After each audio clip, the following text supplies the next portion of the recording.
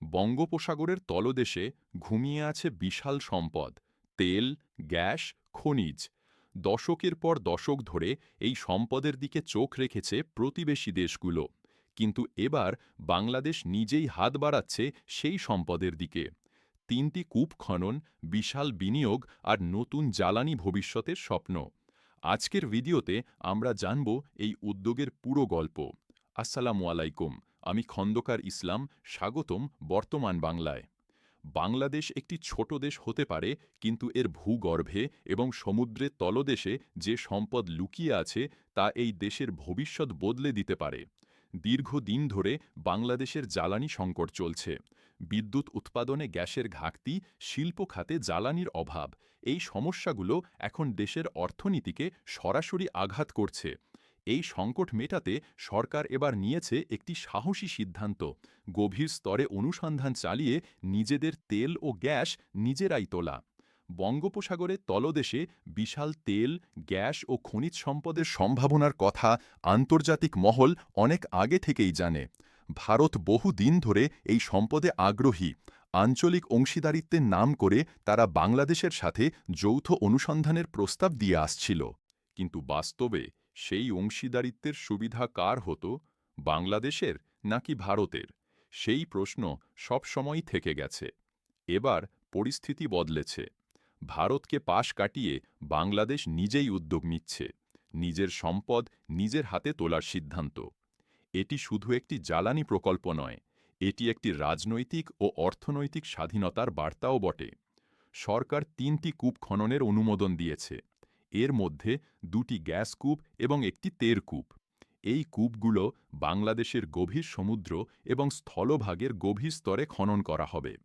এর আগে যেসব অনুসন্ধান হয়েছে সেগুলো ছিল তুলনামূলকভাবে অগভীর স্তরে, কিন্তু এবার যাওয়া হচ্ছে আরও গভীরে, যেখানে সম্পদের পরিমাণ অনেক বেশি বলে বিশেষজ্ঞরা মনে করছেন।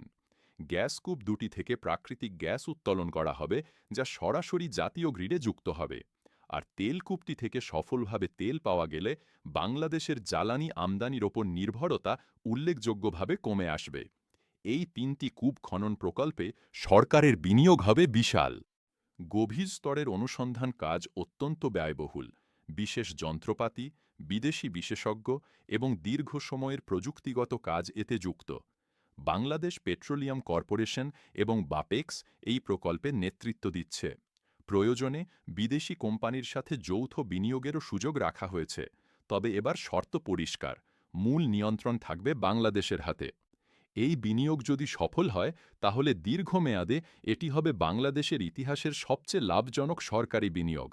বিশেষজ্ঞদের প্রাথমিক মূল্যায়ন বলছে, গভীর স্তরে উল্লেখযোগ্য পরিমাণ গ্যাস মজুত থাকার সম্ভাবনা আছে।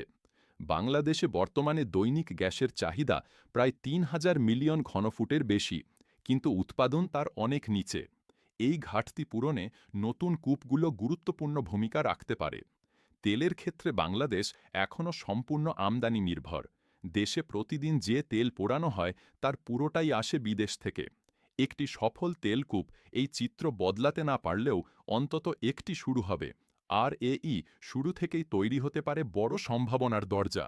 বাংলাদেশ এখন জ্বালানি নিরাপত্তার দিক থেকে একটি সংকটময় পর্যায়ে আছে। বিদ্যুৎ উৎপাদন কেন্দ্রগুলোতে গ্যাস সরবরাহ কম থাকায় লোডশেডিং হচ্ছে। শিল্প কারখানায় উৎপাদন ব্যাহত হচ্ছে। তরলীকৃত প্রাকৃতিক গ্যাস আমদানি করতে গিয়ে বিশাল পরিমাণ বৈদেশিক মুদ্রা চলে যাচ্ছে বাইরে। এই প্রেক্ষাপটে নিজেদের মাটির নিচ থেকে গ্যাস তোলা কেবল অর্থনৈতিক সিদ্ধান্ত নয়, এটি একটি জাতীয় নিরাপত্তার বিষয়। যে দেশ নিজের জ্বালানি নিজে উৎপাদন করতে পারে, সেই দেশকে অন্য কেউ চাপে ফেলতে পারে না। তবে এই উদ্যোগে সবকিছু সহজ নয়। গভীর স্তরের কূপ খনন অত্যন্ত কঠিন ও ব্যয়বহুল প্রক্রিয়া। প্রযুক্তিগত দক্ষতার অভাব একটি বড় চ্যালেঞ্জ।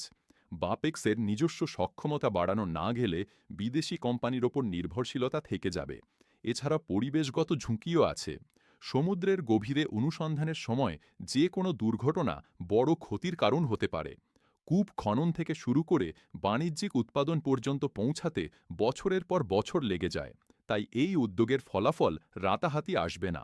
কিন্তু একটি দেশকে এগিয়ে যেতে হলে কঠিন পথই বেছে নিতে হয়। বাংলাদেশ সেই পথে পা বাড়িয়েছে। বঙ্গোপসাগরের তলদেশে যে সম্পদ ঘুমিয়ে আছে, সেই সম্পদ একদিন বাংলাদেশের মানুষের জীবন বদলে দিতে পারে। ৩টি কূপ দিয়ে শুরু, কিন্তু স্বপ্নটা আরও বড়। আপনি কি মনে করেন বাংলাদেশ এই উদ্যোগে সফল হবে, নাকি প্রযুক্তি ও বিনিয়োগের অভাবে এটিও আটকে যাবে? আপনার মতামত কমেন্টে জানান। ভিডিওটি ভালো লেগে থাকলে লাইক দিন এবং চ্যানেলটি সাবস্ক্রাইব করুন। আমি খন্দকার ইসলাম, বর্তমান বাংলার পক্ষ থেকে ধন্যবাদ। দেখা হবে পরের ভিডিওতে।